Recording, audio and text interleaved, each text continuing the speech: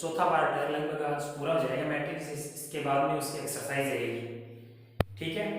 तो मैट्रिक्स में अपन ने क्या पढ़ा था? मैट्रिक्स में मैट्रिक्स का गुणन, अवयव का गुणन, अवयव का गुणन, ये पढ़ा था अपन ने लास्ट टॉपिक, ठीक है।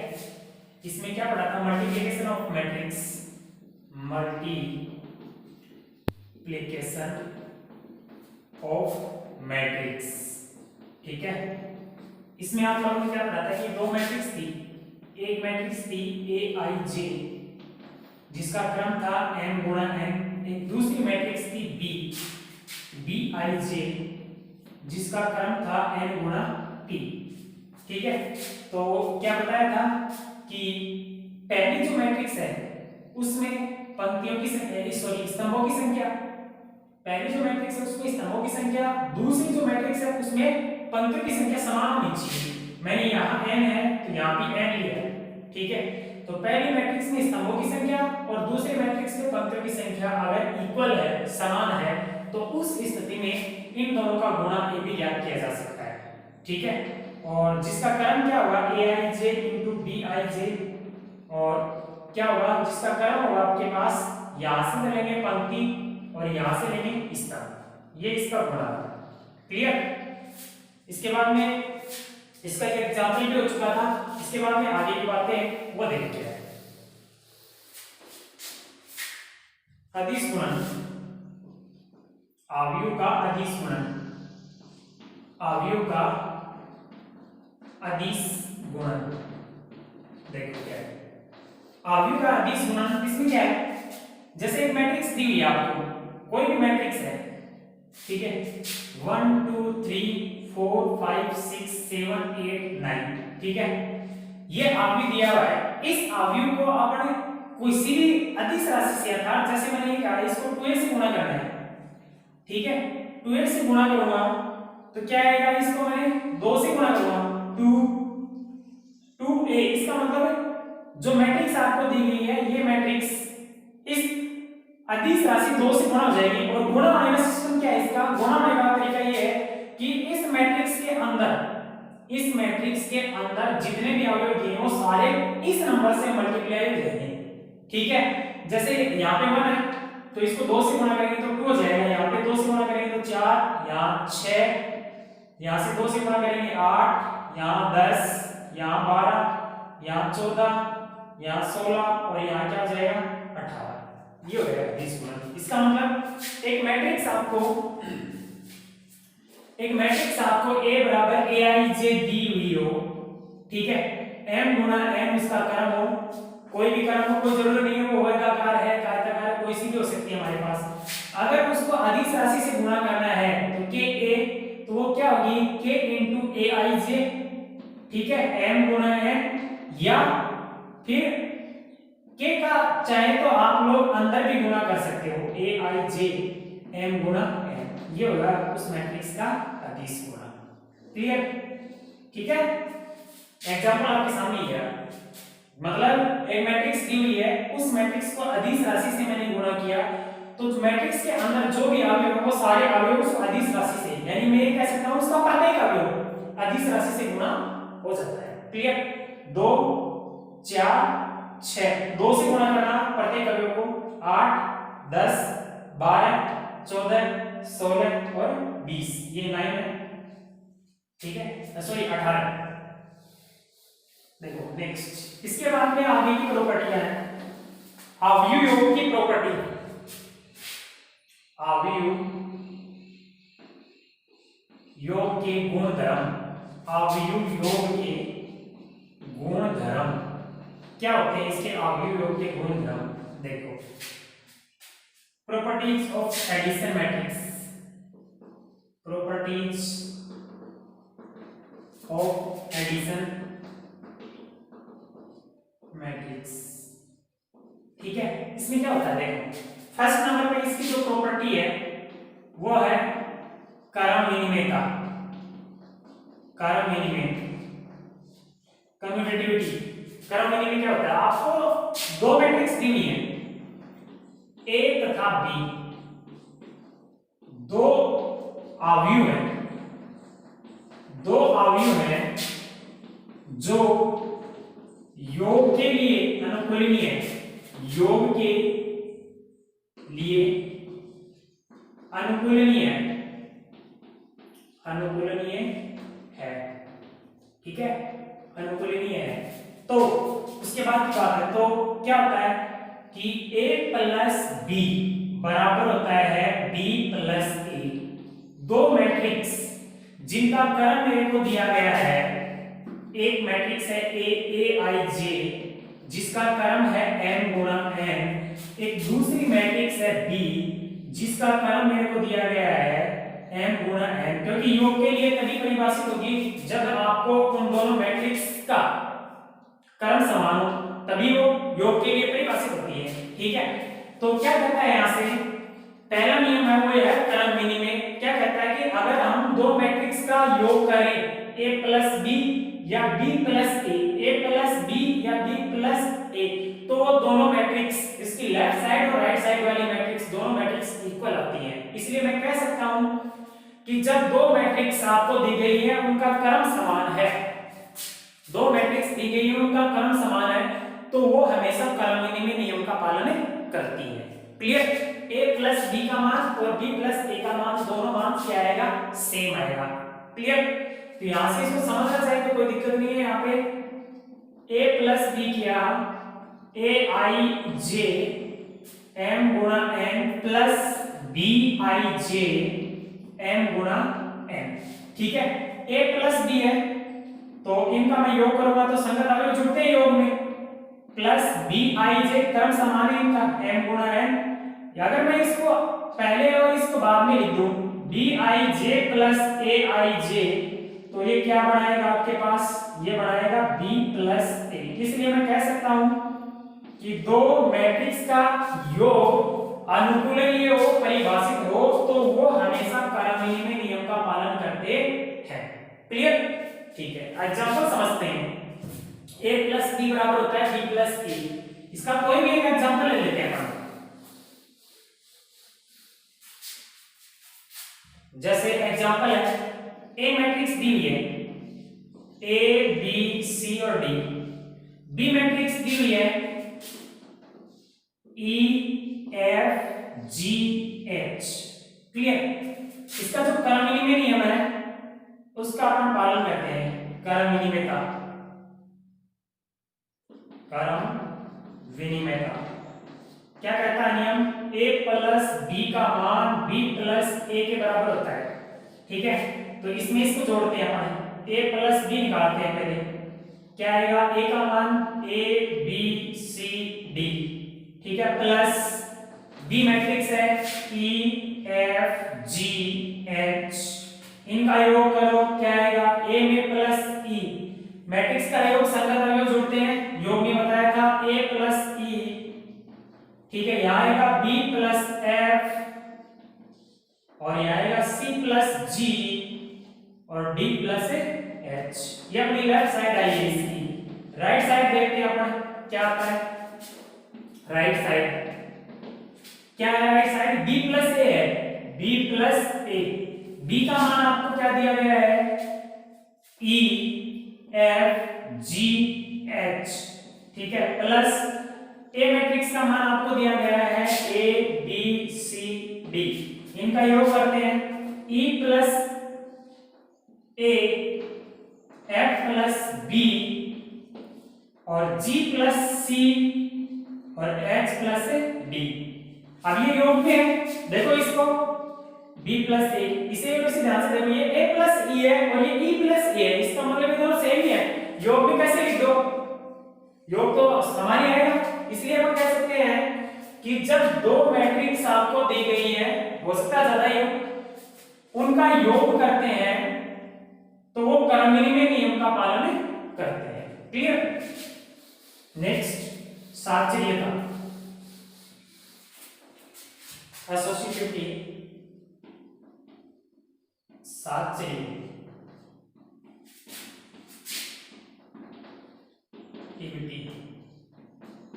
एसोसिएटिविटी क्या होता है, आपको तीन मैट्रिक्स दी हुई हैं, एक मैट्रिक्स है ए आई जे जिसका क्रम m गुना है, दूसरी मैट्रिक्स है बी आई जे जिसका क्रम m गुना है, क्योंकि योग के लिए तभी परिभाषित होंगे वो जब उनका क्रम समान है। योग के गुणधर्म पढ़ रहे हैं अपन, योग के गुणधर्म सी आई जे जिसका क्रम है m गुना n, तीनों का क्रम समान है, योग के लिए परिभाषित है। तो कर्मनी नियम क्या कहता है कि हम a में प्लस b करें और फिर प्लस c जोड़ें तो वो बराबर होता है किसके, a plus b plus c। Clear, ये होता है साहचर्य नियम। अगर तीन मैट्रिक्स आपको a b और c दी गई है, उन तीनों का क्रम समान है तो वो योग के लिए परिभाषित होती हैं।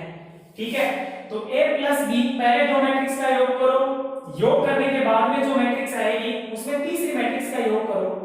ठीक है, इसी प्रकार से इसके राइट साइड में b प्लस c और जो मैट्रिक्स आएगी उसमें फिर पहले वाली मैट्रिक्स का योग करना, तो ये आपस में क्या होती है, बराबर होती है। इसलिए अपन कह सकते हैं कि मैट्रिक्स योग के लिए साहचर्य गुणधर्म का पालन करती है। a plus b plus c बराबर होता है a plus b plus c। Clear, next देखो, अगला है योज्य तत्समक। योज्य तत्समक ये क्या होता है, तत्समक मतलब एक मैट्रिक्स दी हुई है आपको a,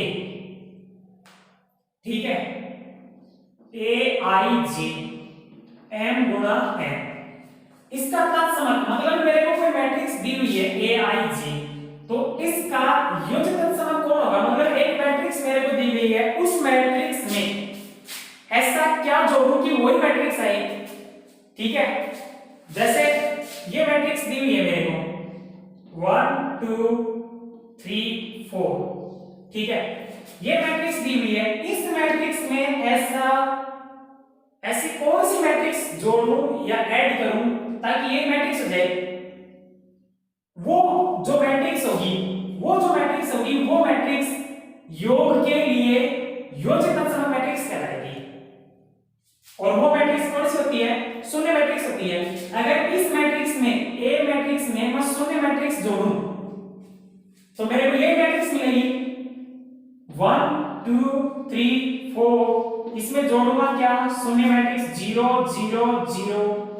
अब इसका योग कर लो, योग करने का सिस्टम वही है, संगत अवयव जुड़ते हैं, 1 में जोड़ो 0 तो क्या आएगा 1, 2 में जोड़ो 0 तो क्या आएगा 2, इसी प्रकार से 3 और इसमें क्या आएगा 4। इसका मतलब मैं कह सकता हूं a प्लस 0 या शून्य मैट्रिक्स, मैं कह सकता हूं योग के लिए योज्य तत्समक शून्य मैट्रिक्स होता है। योग के लिए योज्य तत्समक शून्य मैट्रिक्स शून्य अवयव होता है, शून्य अवयव होता है। क्लियर, कई बार समझ में, एक मैट्रिक्स दी हुई है, उसका चाहे कैसा भी क्रम हो कोई फर्क नहीं पड़ता, स्क्वायर है रेक्टेंगुलर मैट्रिक्स है, उस मैट्रिक्स में ऐसी मैट्रिक्स जो जोड़ी जाए तो जो मूल मैट्रिक्स है वही आए। तो ऐसी कौन सी मैट्रिक्स है जिसको जोड़ने पर मूल मैट्रिक्स आती है, वो मैट्रिक्स ही योज्य तत्समक मैट्रिक्स कहलाती है। मतलब मैट्रिक्स दी गई है, ये मैंने शून्य मैट्रिक्स इसमें जोड़ा, इस मैट्रिक्स ए में शून्य मैट्रिक्स जोड़ा तो वापस मेरे को ए मैट्रिक्स मिल गई है। इसका मतलब जो शून्य मैट्रिक्स है वो योग के लिए योज्य तत्समक या शून्य अवयव होता है। क्लियर, ठीक। नेक्स्ट है योज्य प्रतिलोम। योज्य प्रतिलोम, अगली जो प्रॉपर्टी है इसकी वो है योज्य प्रतिलोम। योज्य प्रतिलोम, एडिटिव इनवर्स। एडिटिव इनवर्स क्या होता है एडिटिव इनवर्स, मतलब मेरे को मैट्रिक्स दी हुई है, अभी जो मैंने मैट्रिक्स ली है एक जिसका क्रम कुछ भी है, ठीक है, इस मैट्रिक्स का कोई भी क्रम है, इस मैट्रिक्स में ऐसी कौन सी जो मैट्रिक्स दी इस मैट्रिक्स में ऐसी कौन सी मैट्रिक्स घटाऊं ताकि मेरे को उसका योग का तत्समक मिले। ठीक है, मतलब योग का तत्समक मतलब जो मेरे को जैसे एक एग्जांपल समझिए एक बार, ए मैट्रिक्स दी हुई है 1 2 3 4, इस मैट्रिक्स में कौन सी मैट्रिक्स घटाऊं कि मेरे को शून्य मैट्रिक्स मिले, क्योंकि योग का तत्समक कौन था, योग का तत्समक था शून्य मैट्रिक्स, योग का तत्समक, योग का तत्समक अवयव शून्य मैट्रिक्स है, शून्य अवयव है, शून्य अवयव है। ठीक है, योग का तत्समक शून्य अवयव है। तो मेरे को ये जो मैट्रिक्स दी हुई है, इस मैट्रिक्स में से कौन सी मैट्रिक्स घटाऊं कि मेरे को शून्य मैट्रिक्स मिले, इसका मतलब ये मैट्रिक्स घटा दूं, इसको मैं क्या कर दूं, -a कर दूं, माइनस से गुणा कर दूं, तो क्या होगा -1 2 3 4 -a। ठीक है, और इसमें इसको ऐड कर दो a प्लस -a, तो क्या बनेगा शून्य या -a प्लस a। ठीक है, एक ही बात है। तो योग का तत्समक शून्य होता है, इसलिए इसी मैट्रिक्स में अगर मैं माइनस गुणा लगा करके ऐड कर दूं, माइनस से मल्टीप्लाई करके ऐड कर दूं, तो मेरे को जीरो मैट्रिक्स मिलती है या -a प्लस a। ठीक है, तो योज्य प्रतिलोम जो मैट्रिक्स आपको दी गई है, उस मैट्रिक्स का चिन्ह परिवर्तित करने पर योज्य प्रतिलोम मैट्रिक्स बन जाती है। क्लियर? नेक्स्ट, इसके बाद में है बंटनता।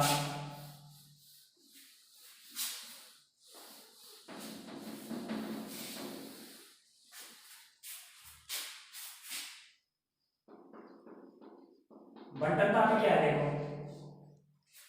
एक मैट्रिक्स है, योग और गुणा के लिए परिभाषित है, ए बी तथा सी अवयव योग के लिए अनुकूलनीय है हो तो फर्स्ट नंबर पे इसका a प्लस बी बराबर a प्लस सी, तो इंप्लाइज फोर क्या आएगा आपके पास, b बराबर c, इसे बोलते हैं वाम निरसन नियम। ठीक है, अगर सेकंड नंबर पे अगर आपके पास ऐसे हो तो b plus a c plus a, तो ये भी होगा b बराबर c, इसे बोलेंगे दक्षिण निरसन नियम।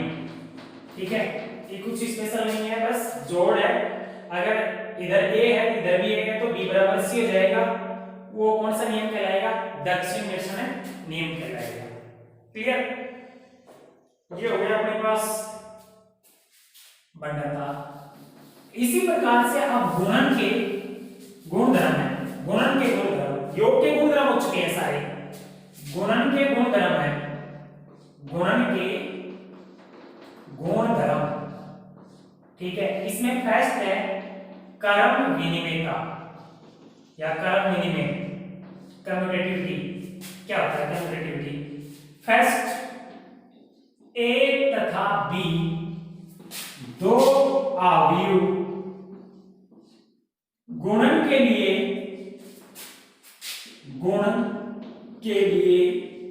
अनुकूलनीय है, अनुकूलनीय हो तो, आगे की बात है, a तथा b दो अवयव गुणन के लिए अनुकूलनीय। इसका मतलब पहले मैट्रिक्स में स्तंभों की संख्या और दूसरे मैट्रिक्स में पंक्तियों की संख्या समान होगी तभी वो गुणा के लिए परिभाषित है, अन्यथा वो गुणा के लिए परिभाषित नहीं है। तो फर्स्ट नंबर पे क्या कहता है, ए मैट्रिक्स दी हुई है ए आई जे तथा इसका क्रम m गुणा n, दूसरी मैट्रिक्स है b b i j, ध्यान रखना n गुणा p। तो क्रम विनिमय क्या कहता है, ab बराबर ba हो, ab बराबर ba हो आवश्यक नहीं है, आवश्यक नहीं है, इस बात का ध्यान देना। गुणन के गुणधर्म में दो मैट्रिक्स का गुणा करते हो, वो गुणा के लिए अनुकूलनीय है, तो जरूरी नहीं है कि ab का मान ba के बराबर हो भी सकता है और नहीं भी हो सकता है। ठीक है, कोई रियल केस में बराबर मिल सकता है ए बी, दो मैट्रिक्स का गुणा ए बी बराबर होता है बी ए। रियल केस में, एक आधे केस में मिल सकता है, कोई रियल केस में, बाकी ऐसा नहीं है। ए बी का मान सदैव बी ए के बराबर हो, क्योंकि क्रमविधि में नियम ये कहता है कि जब हम गुणा करें तो सदैव बराबर होना चाहिए, तो इसमें सदैव बराबर नहीं होंगे। ए बी का बराबर, ए बी का मान, ए बी का गुणा बराबर बी ए के बराबर होगा, सदैव क्यों नहीं होगा, कोई एक आधे रियल केस में होगा। तो इसलिए ये क्रमविधि नियम का पालन करें आवश्यक नहीं है। दो मैट्रिक्स, दो अवयव गुणन के लिए क्रम विनिमय नियम का पालन करें आवश्यक नहीं है, पालन करें जरूरी नहीं है, ठीक है ना, जरूरी नहीं है, कोई जरूरी नहीं है। वो ए बी बराबर बी ए हो भी सकता है, वो ए बी बराबर बी ए हो भी सकता है, बहुत रियल केस में, ठीक है ना, ध्यान रखना इस बात का, आवश्यक नहीं है, इस बात पे थोड़ा सा फोकस करना। ए बी का मान बराबर बी ए के बराबर नहीं होता है, हो भी सकता है, एक आधी मैट्रिक्स ऐसी आ जाए कि ए बी का मान बी ए के बराबर हो भी सकता है, लेकिन क्रमविधि में नियम हमेशा ये कहता है कि वो हर बात के लिए होनी चाहिए। मतलब जो आप मैट्रिक्स लो, तो उन दोनों मैट्रिक्स, जैसे ए और बी दो मैट्रिक्स, इन दोनों का गुणा करेंगे तो ए बी आएगा, तो अगर इसी मैट्रिक्स का वापस बी का ए से गुणा करेंगे तो वो भी बराबर आना चाहिए। तो वो सारी मैट्रिक्स में ऐसा नहीं है, कोई एक आधी मैट्रिक्स होती है जिसमें रियल केस में ये होता है, बाकी सब में नहीं है। इसलिए अपन कह नहीं सकते कि दो मैट्रिक्स का गुणा करते हैं तो वो क्रमविधि नियम का पालन करेंगे। क्लियर? नेक्स्ट,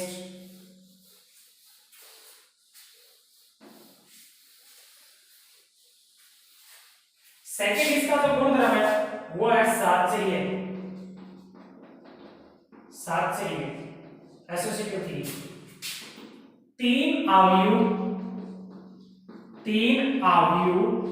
ए बी तथा सी, ए बी तथा सी गुणन के लिए अनुकूलनीय हो, गुणन के लिए अनुकूलनीय हो तो, अनुकूलनीय हो तो वे सात से ही नियम का पालन करती है, पालन करती है। क्लियर? कैसे? ए बी और सी गुणा के लिए अनुकूलनीय, इसका मतलब उनका क्रम ए का बी से, फिर वो जो गुणा करने के बाद में आएगा उसमें स्तंभों की संख्या, इसमें स्तंभों की संख्या, उसमें स्तंभों की संख्या, इसमें पंक्तियों की संख्या ये समान होनी चाहिए। ए बी का गुणा करेंगे तो उसमें स्तंभों की संख्या और मैट्रिक्स सी, इसमें पंक्तियों की संख्या समान होनी चाहिए। इसी प्रकार से अनुकूलनीय लिखा मैंने, तो वे साचेरी नियम का पालन करते हैं, अर्थात ए बी इंटू सी बराबर होता है ए इंटू बी और सी। क्लियर? इस बात का ध्यान रखना, दो मैट्रिक्स का गुणा किया, गुणा करने के बाद में जो मान आपके पास आएगा उसको गुणा करना है सी मैट्रिक्स से, वो बराबर होगा, इधर से देखो पहले बी और सी का अपन क्या करेंगे, मल्टीप्लाई करेंगे मैट्रिक्स का, फिर जो मान आएगा उसको ए मैट्रिक्स से गुणा करेंगे तो वो मान भी बराबर होगा इस मैट्रिक्स से। इसलिए अपन कह सकते हैं कि तीन मैट्रिक्स आपको दी जाए तो वो साचेरी नियम का पालन करती है। क्लियर? नेक्स्ट, अगली जो बात है वही तत्समक, गुणन तत्समक, गुणन तत्समक, गुणन का तत्समक, गुणन तत्समक, multiplicative identity, multiplicative identity, identity क्या होता है? ठीक है, एक वर्ग अवयव एक का क्रम, एक का गुणन तत्समक, गुणन तत्समक उसी क्रम का इकाई अवयव होता है। ठीक है, मतलब इस बार क्या कह रहा है कि जो मैट्रिक्स आपको दी गई है, ठीक है, एक मैट्रिक्स दी गई है, स्क्वायर होनी चाहिए, ठीक है, वर्ग मैट्रिक्स होनी चाहिए, उसका क्रम आपको पता है, वर्ग मैट्रिक्स है, इसका मतलब उसका क्रम क्या होगा, जितनी पंक्तियां उतनी स्तंभ होंगे। तो क्या कह रहा है कि गुणन तत्समक उसी क्रम का, यहां ए मैट्रिक्स जो दी गई है उस मैट्रिक्स का जो क्रम होगा उसी क्रम का आपको इकाई मैट्रिक्स लेना है। तो जो इकाई मैट्रिक्स होगा वो गुणन का तत्समक अवयव कहलाएगा। क्लियर? कैसे? देखो ये मैट्रिक्स है आपके पास ए, ठीक है, ये 2 3 5 एंड -1 है, ठीक है। अगर इस मैट्रिक्स को मैं, ऐसी कौन सी मैट्रिक्स है जिससे गुणा करूं ये मैट्रिक्स आई, तो मेरे को क्या करना है, इस मैट्रिक्स का जो क्रम आपको दिया गया है उसी क्रम का मेरे को पहले इकाई मैट्रिक्स लेना है, तत्समक उसी क्रम का इकाई मैट्रिक्स, इसका जो क्रम है उसी क्रम का मैं इकाई मैट्रिक्स लूंगा, 1 0 0 1, ये आ गया। अब मैं इसको करूंगा मल्टीप्लाई, a का i से करूंगा मल्टीप्लाई, तो क्या आएगा, a मैट्रिक्स पहले आएगा 2 3 5 -1, इसको मल्टीप्लाई कराऊंगा मैं 1 0 0 1 से, देखो क्या आएगा, सिंपल गुणा कर लो, 2 का गुणा करो 1 से 2, इसका करोगे 0 से तो 0 जाएगा, 2 आ गया, इसका करो इससे 0, इसका इससे करो तो क्या आएगा 3, इसका करो इससे 5, इसका करो इससे 0 भी आ गया 5, इसका करो इससे 0, इससे करो -1, वापस यही आ गया, ai आ गया। इसलिए मैं कह सकता हूं कि यहां जो ai जो i आया है ये इकाई मैट्रिक्स गुणन का तत्समक होता है, ठीक है। इसकी प्रॉपर्टी है वो समझनी है, ai बराबर होता है a या ia बराबर भी क्या होता है a, ai बराबर a या ia बराबर भी क्या होगा a होगा। क्लियर? समझ रहे इस बात को? गुणन का तत्समक इकाई मैट्रिक्स होता है, हम कोई भी मैट्रिक्स दी हुई हो, कोई का मतलब होना चाहिए वर्ग मैट्रिक्स, गुणन के लिए वर्ग मैट्रिक्स है, उस वर्ग मैट्रिक्स को इकाई मैट्रिक्स से गुणा करने पर वही मैट्रिक्स प्राप्त होती है, तो इकाई मैट्रिक्स, कौन सी मैट्रिक्स, इकाई मैट्रिक्स से गुणन का तत्समक मैट्रिक्स कहलाती है, ठीक है। क्लियर? इसके बाद में है गुणन प्रतिलोमी,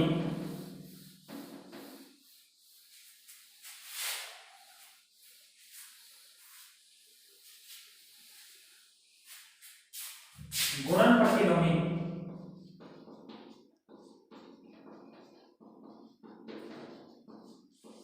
क्या होता है, ठीक है, दो मैट्रिक्स हैं, ए मैट्रिक्स है ए आई जे, ठीक है, जिसका क्रम मैं स्क्वायर ले लेता हूं, वर्ग मैट्रिक्स है, दूसरी मैट्रिक्स है बी बी आई जे, इसका भी क्रम मैं m गुणा n ले लेता हूं, ठीक है।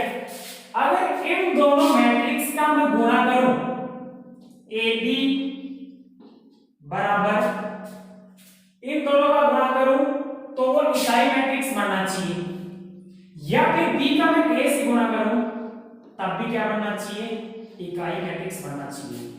क्या बनना चाहिए? इकाई मैट्रिक्स।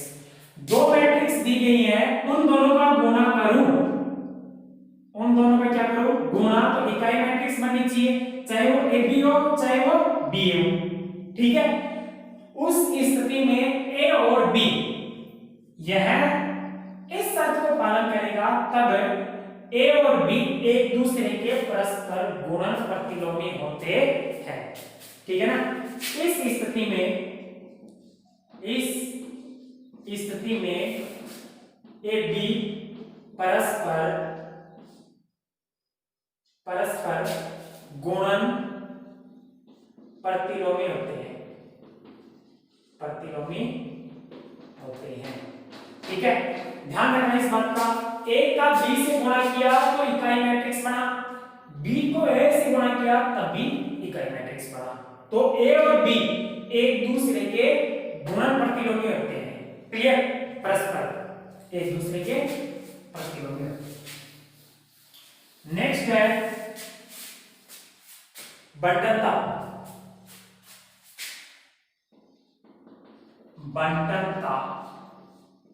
ठीक है। दो अवयव अवयव ए तथा बी योग व गुणन के लिए अनुकूलनीय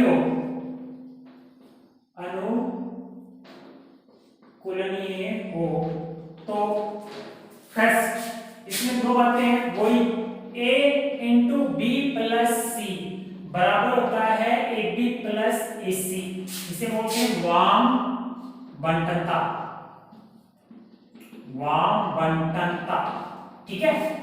और अगर मैं इसका क्रम चेंज कर दूं b प्लस सी पहले a बाद में, तो ये होगा बी ए प्लस सी ए। इसे बोलेंगे दक्षिण बंटनता, ठीक है। ये कोई स्पेशल बात नहीं है, फिर भी ध्यान रखना, ठीक है। वाम बंटनता और दक्षिण बंटनता, ठीक है। इसमें देखना a पहले है b प्लस सी बाद में है, इसका मतलब इसमें से मल्टीप्लाई किया ये आ गया, इनका क्रम चेंज हो गया, b प्लस सी इंटू ए, इसका गुणा करेंगे b को a से, a b नहीं लिखेंगे b a c a, इसे बोलेंगे दक्षिण बंटनता, ठीक है। ये अपने गुणन के गुण बराबर हो चुके हैं। दो बातें और रह गई है, एक है शून्य के भाजक, शून्य के भाजक, शून्य के भाजक, जीरो ऑफ डिवाइजर या डिवाइजर ऑफ जीरो, ठीक है। शून्य के भाजक क्या कहता है, यदि दो अवयव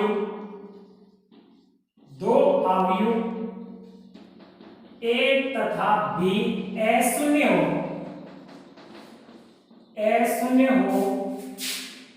तो उनका गुणनफल शून्य अवयव आए या आता हो तो वे शून्य के भाजक कहलाते हैं, शून्य के भाजक होते हैं या कहलाते हैं, शून्य के भाजक कहलाते हैं, ठीक है। क्या कह रहा है, दो मैट्रिक्स ए और बी है, वो नॉन जीरो नहीं है, शून्य मैट्रिक्स है, यानी जीरो मैट्रिक्स नहीं है, वो दोनों में से कोई सी मैट्रिक्स शून्य मैट्रिक्स नहीं है, ठीक है। फिर उन दोनों का गुणनफल, ऐसे में तो उनका गुणनफल का मतलब एक ही, उनका गुणा करें तो क्या कैसी मैट्रिक्स आनी चाहिए, शून्य मैट्रिक्स आनी चाहिए। कैसी मैट्रिक्स आनी चाहिए, शून्य मैट्रिक्स आनी चाहिए, तो वो एक दूसरे के परस्पर शून्य के भाजक कहलाते हैं। कैसे, अंतिम जो चैप्टर टॉपिक है वो है अवयव की धन पूर्णांक घात, ठीक है। लास्ट टॉपिक है अपना मैट्रिक्स का, अवयव की धन पूर्णांक घात, मतलब एक मैट्रिक्स दी हुई है ए, ठीक है, ए आई जी एम गुणा एन जिसका क्या है, अगर हमें ए स्क्वायर फाइंड करना हो तो क्या हो जाएगा, ए इंटू ए की घात 3 फाइंड करना हो तो क्या हो जाएगा, ए स्क्वायर इंटू ए, ठीक है। इसी प्रकार से नेक्स्ट फॉर एग्जांपल है, ए मैट्रिक्स दी है -1 2 2 3, ठीक है।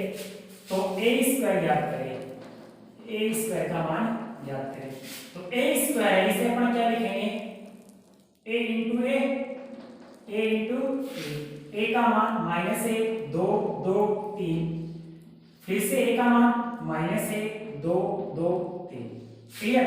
मल्टीप्लाई करो, ए स्क्वायर का मान क्या आएगा, माइनस एक प्लस 1 हो जाएगा 2 1 प्लस 4, इसका गुणा करो इससे -2 प्लस 6, माइनस का 2 प्लस का 6, 2 माइनस का 3 दूनी 6 प्लस का 2 दूनी 4 प्लस का 3 3 9 प्लस का, लास्ट फाइनल क्या है आपके पास 5 4 4 और 13, ये ए स्क्वायर फाइंड हो गया। इसी प्रकार से अपन अगर a की पावर 4 पूछे, a की पावर 5 पूछे तो इसी प्रकार से हम आसानी से निकाल सकते हैं। Thank you.